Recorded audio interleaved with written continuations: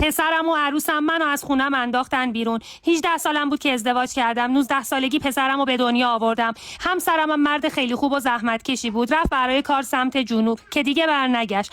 من موندم و پسرم کار کردم و پسرمو بزرگ کردم. پسرم شد مهندس. دنیا رو بهم دادن. گفت مامان میخوام واسط خونه بخرم. انقدر خوشحال شدم. گفت میخوام بزنم به اسم خودت. زد به اسمم اما من قبول نکردم. برگردوندم به اسم خودش. گفتم نه مادر، به اسم خودت باشه. بعد از چند وقت اومد گفت مامان میخوام زن بگیرم. خیلی خوشحال شدم. براش یه عروسی گرفتم، همه چی تموم.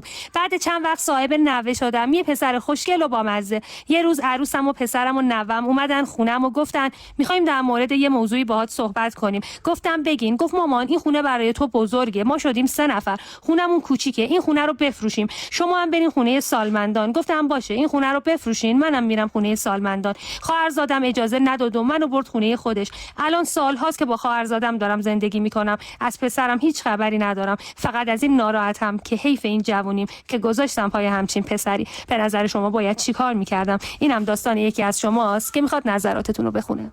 پسرم و عروسم منو از خونم انداختن بیرون. 18 سالم بود که ازدواج کردم. 19 سالگی پسرمو به دنیا آوردم. همسرم هم مرد خیلی خوب و زحمت کشی بود. رفت برای کار سمت جنوب که دیگه برنگشت. من موندم و پسرم کار کردم و پسرمو بزرگ کردم. پسرم شد مهندس. دنیا رو بهم دادن. گفت مامان میخوام واسط خونه بخرم. انقدر خوشحال شدم. گفت میخوام بزنم به اسم خودت. زد به اسمم اما من قبول نکردم.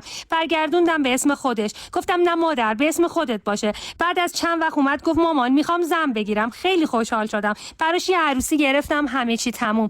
بعد چند وقت صاحب نوه شدم، یه پسر خوشگل و بامزه. یه روز عروسم و پسرم و نوام اومدن خونم و گفتن میخوایم در مورد یه موضوعی باهات صحبت کنیم. گفتم بگین. گفت مامان این خونه برای تو بزرگه. ما شدیم 3 نفر. خونمون کوچیکه. این خونه رو بفروشیم. شما هم برین خونه سالمندان. گفتم باشه. این خونه رو بفروشین، منم میرم خونه سالمندان. خواهرزادم اجازه نداد و منو برد خونه خودش. الان سالهاست که با خواهرزادم دارم زندگی میکنم. از پسرم هیچ خبری ندارم. فقط از این ناراحتم که حیف این جوونیم که گذاشتم پای همچین پسری.